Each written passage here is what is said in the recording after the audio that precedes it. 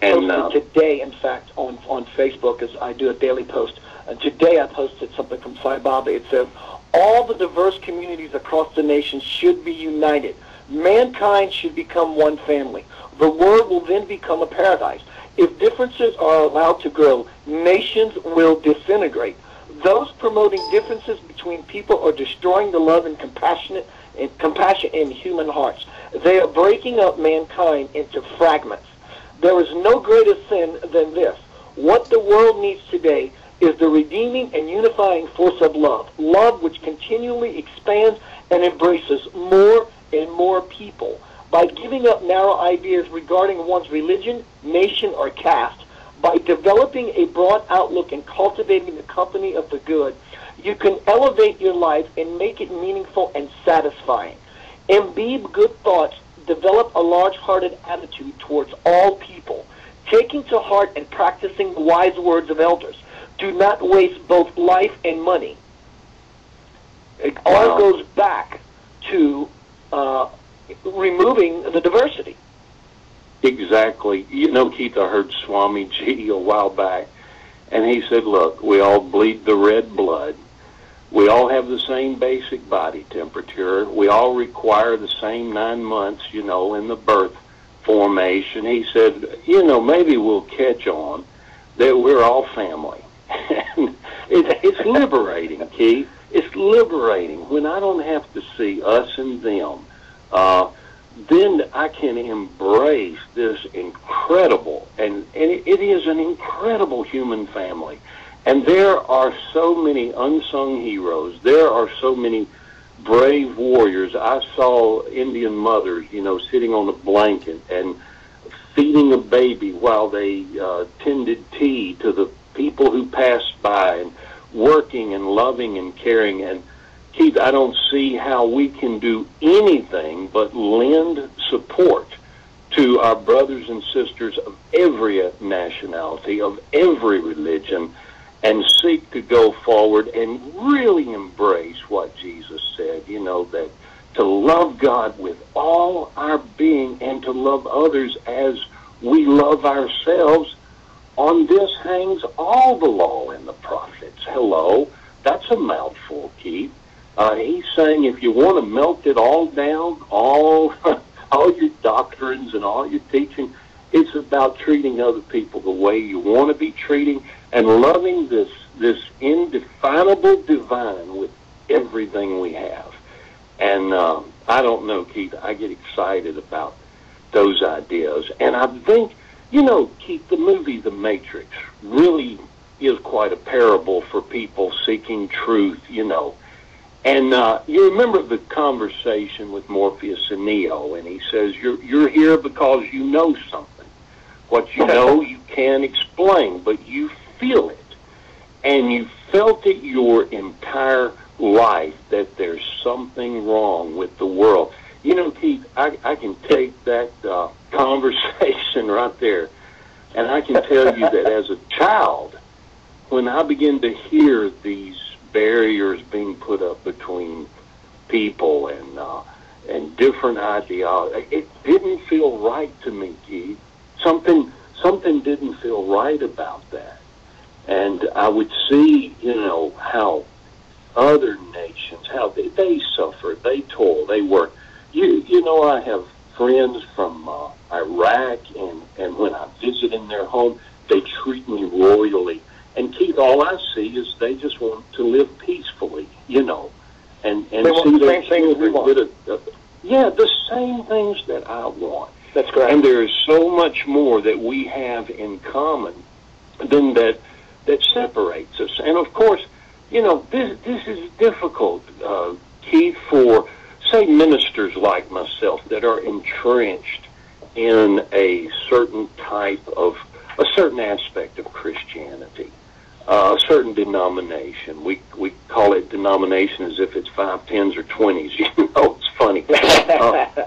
But we get a little fearful. And I'll tell you, my words today, I just want to encourage those that really, they have that feeling, and no, this just isn't right. And, you know, Keith, I think we all... Go ahead. Go right ahead. Go ahead. You know, we talk about change always have to come from within. And we look around the world and we truly, our heart hurts. It's like a kick in the spiritual solar plexus when we see all this division, all that's happening to keep us separated from coming together, unifying, and create a hell of a power. But, you know, right. You and I, we go out in public when I play music in bars, and you may go out, we can see those same types of people with their divisive attitude, because they isolate people like you and me, and they push us to the side. We're not like the rest. I mean, every band I've started for the last 8 years, I eventually get let go of the company I start because I'm not like these people. Keith, there's a lot of cultural intimidation, and I think this is something that we that are intuitive explorers, we really need to meet together more, and we need to affirm one another, because there definitely is an intimidation and a resistance. Well, you know, Keith, ideology and identity, are two similar words. In fact, ID it's the beginning letters of ideology. And when you begin to challenge, and not, oh gosh, I encourage people not in a confrontational way or a toxic, argumentative way, but when you try to help people step out of the limitations, their ID is connected. Their identity is connected to their ideology. I think there's some interesting word parallels there. And I don't think you can separate the two. You cannot separate the two, because how you see God is how you treat the world. Exactly. You cannot separate the two. Fundamental. If you're a person who believes in a judging, punishing God, you can bet when someone wrongs you, you have the mindset that they should be punished. Absolutely. And from these two, you cannot separate. You're exactly right. Identity and ideology, you see, it's just a shared principle. And it becomes threatening to people to think, well, you mean that I have been wrong? And, you know, Keith, this word wrong, it's a problem, because I've heard Michael Beckwith talk about the energy is not necessarily good or bad. It's just not compatible with you at this time. And when I look back, Keith, on my past, I was sharing with a friend today, I said, you know, I don't despise any part of my journey. I don't look at the people who sincerely sought to teach me the knowledge that they held at that time. I don't begrudge any of that. However, I'm not going to stay in a box. You know, we've had Christmas, Keith, and all the beautiful wrappings and gifts. Well, Keith, you got to tear the box open to get to the gift. Do you know what I'm saying?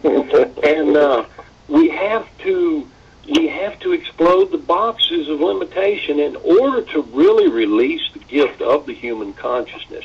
And as you said, the collective power that we hold. And Keith, that may be why the information warfare and the battle against people who are trying to forward the idea of unity. And like I said, we're not talking about everyone being a jarhead clone, everyone expressing their unique culture, their unique religion, their unique language, their unique attire. And this is beautiful. This is, to me, the glory of Earth. But to demonize that, it's vulgar. It's obscene to think that someone's wrong. You've seen the T-shirt that says, "You laugh because I'm different," and it says, "I laugh because you're all the same." You know, and we see our culture. I think, you know, like something you just hit on is there's a certain sects out there, certain religions who say my way is right and everybody else is wrong, and I really, really think that viewpoint is truly unbalanced, because if everybody was meant to be a certain way, why not just create only those people and do away with everybody else who's not gone along with the correct plan? The beauty is in the diversity. Isn't that the point? I mean, the love a Christian mother has for her children, is that any different than the love a Buddhist mother has for her children, or a Hindu mother? I mean, isn't love the same energy? It's of and from the source. And so, I don't think God is so mundanely focused that he actually even hears your words. I don't think, God, quote, listens to your prayers. I don't think that's the way of it. I think your intentions of vibrational energy and has color and has tone and has, everything that you are supplicating from the universe. And so it amazes me how people just see such diversity through the eyes of our Creator. Oh, Keith, that's well said. And someone said God really doesn't care what it's called, just so you're calling.